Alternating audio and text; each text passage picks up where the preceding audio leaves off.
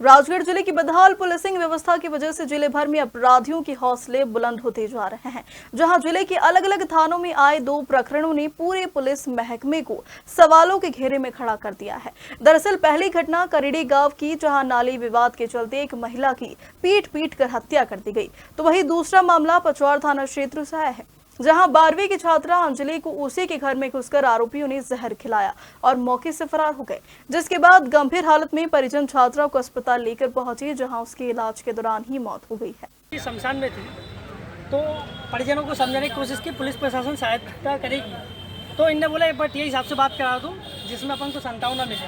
तो टीआई साहब ने क्या बोला, आपसे बात हुई थी, क्या बोला टीआई साहब ने? ये बोला कि ऐसी प्रक्रिया हुई, पहले आप आओ थाने में, उसके बाद प्रक्रिया करवाएंगे तुम्हारी गई 12 घंटे में विदाउट मैनर से गंदा था। एसपी साहब से बात, उन्होंने ये कहा सीधा कि हम उस पर उचित कार्रवाई करेंगे, आप टेंशन ना लें। जबकि टीआई साहब ने उस चीज़ को बिल्कुल नकारते हुए कह दिया कि हम तो अभी ऐसी टीआई साहब से पूछा हमने 12 घंटे में कुछ ऐसा हुआ है संतोषजनक जिससे आरती को हम अग्नि दे दें? बोले नहीं किया जाओ। ये उनका वे बहुत बेकार था।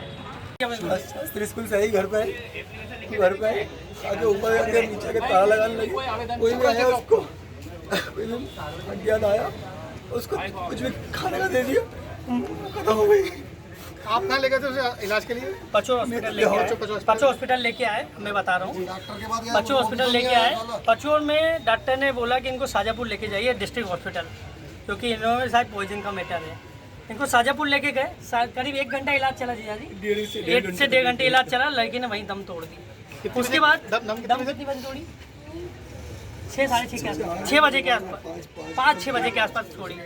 उसके बाद जब मेटा की गंभीरता पता चली मुझे, तो मैंने टीआई साहब से बात की, जिसकी डिटेलिंग ये है, आपको मैं डिटेलिंग भी दे सकता हूँ। 8 बजे मेरी टीआई साहब से बात हुई। मैं कहा सर, मेरी बच्ची ने खुद मेरे से बोला कि पापा 2 जने कोई आए थे, उन्होंने ये बात बोला था और मुझे कुछ खाने को दे दिया। तो पापा उनको छोड़ना मत, पापा उनको छोड़ना मत। वो बहुत सही बात रखो, बिल्कुल बिना रोए अपनी। आप रख रहे हैं,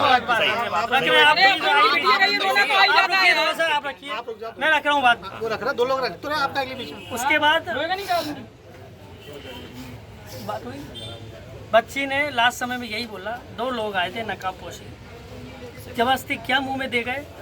पापा बहुत गंदे लोग थे, प्लीज़ उनको छोड़ना मत। कानून शासन प्रशासन से यही अपील है कि इनकी मदद करें। उसके बाद 8 बजे उनको फांसी दी जाए नहीं, जो नियम कानून में वो धारा लगा, लेकिन लीगल ही लगाया। दूसरी बात, 8 बजे जब मैंने टीआई साहब को फोन लगाया, तो टीआई साहब के ये कहना था ठीक है बेटा मैं देखता हूँ। उसके बाद अभी टाइम क्या हो रहा है पत्रकार महोदय, आप बताएं, 1 बज रहा है शायद, 1 बजे तक इनके द्वारा एक एक्शन लिया गया हो तो बिल्कुल मैं ये पूरी भीड़ लेके चला जाऊंगा। इनका क्या कहना है पता है? आपने किसी को भेजा क्यों नहीं रिपोर्ट लिखने? आपने रिपोर्ट लिखने किसी को भेजा क्यों नहीं?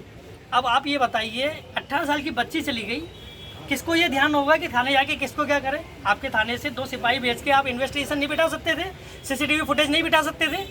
उसके बाद शमशान में जब इसको जला नहीं रहे थे, हम अंतिम संस्कार नहीं कर रहे थे, उस टाइम पे इनका कहने लगा, इनने फ़ोन लगाया जो इनके बड़े भैया हैं टीआई साहब को, तो इनने पूछा सर 12 घंटे में क्या प्रोसेस हुई जिसके आधार पे हम इनका अंतिम संस्कार करते हैं? तो उस बालिका का इनका क्या कहना था टीआई साहब का? कोई प्रोसेस नहीं की है, बताइए क्या करना है? इस तरह की बातें संसार करती है। मैं जानता हूँ एसपी साहब इतने अच्छे एसपी साहब है, नए उम्र के एसपी साहब है, उनके अंडर में रहकर पूरे थाना प्रभारी को बेधड़क नौकरी करनी चाहिए। किस चीज़ का डर है? इतने अच्छे कैप्टन अपन को मिले हैं, तो फिर टीआई साहब को किस चीज़ का डर है जो ये कार्रवाई नहीं कर रहे हैं? मैं जानना चाहता हूँ वाकई में। और वाकई में पुलिस प्रशासन में इतने अच्छे अधिकारी हैं, उसके बाद भी टीआई साहब की चुप्पी क्या है, इसकी वजह मैं जान नहीं पा रहा हूँ।